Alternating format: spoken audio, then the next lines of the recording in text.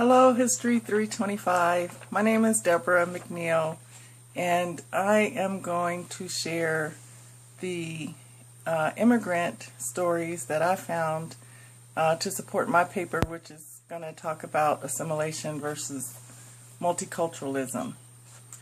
The first one is a young man, a French native. His name is Hector. I can't say the last name. I'm not even going to try.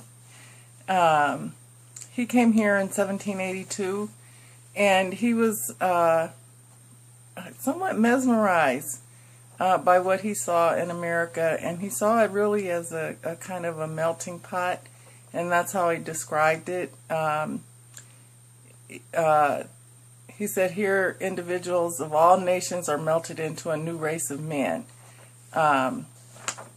Which would kind of argue for maybe assimilation, but then about 100 years later, Edward Bok, B-O-K, comes here from Holland as a child, and his experiences are quite different.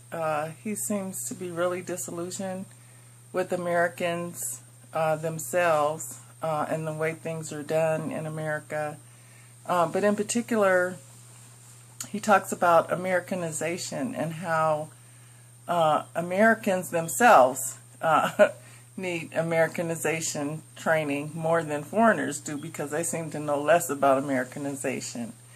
And in particular, that he didn't get any instruction in how to use the English language correctly. So he was very disillusioned about that. The next immigrant that that I'm going to use is a young Jewish woman who immigrated from Russia at a time when the Jews were being segregated into fenced communities, kind of like concentration camps. But her mother and her siblings were trying to get to her father, who was residing in the U.S.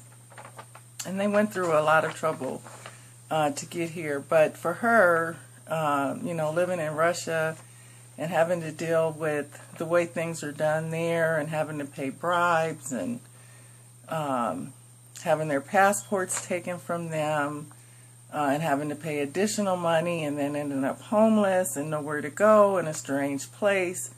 America to them was like the promised land, and her father had written to them and promised them, that you could get a free education, and that was the most important thing to him, because it was something that nobody could take away from you.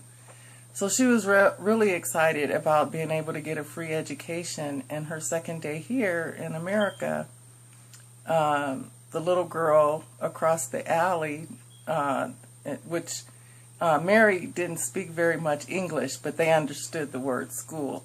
And the little girl came and told them to go to school, and she took them to school. But that's where her story ended. And then the last one that I'm going to talk about is Li Chu, a young Chinese man at the age of 16 immigrated to the U.S. And again, he doesn't speak much English. Or any English, actually, and his first job is as a servant for a European family. And what he does is, the lady of the house teaches him how to do things by demonstrating them for him first. And then of course, eventually he learns to speak English. But he argues that, the Americans, especially the laborers, the working class, people accuse the Chinese of not assimilating into American society, but they were excluded. They were segregated. They weren't allowed to live among the European families. They had to live in their own communities, and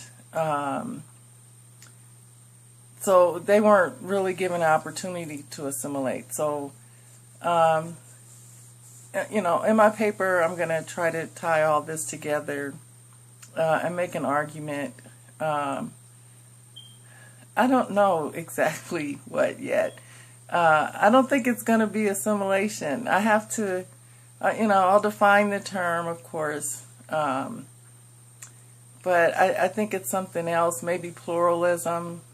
But America has been restrictionist from the beginning, so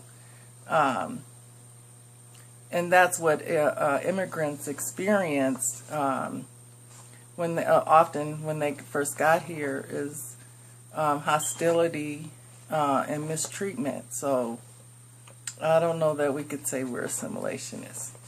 Okay, so stay tuned for the rest of the story.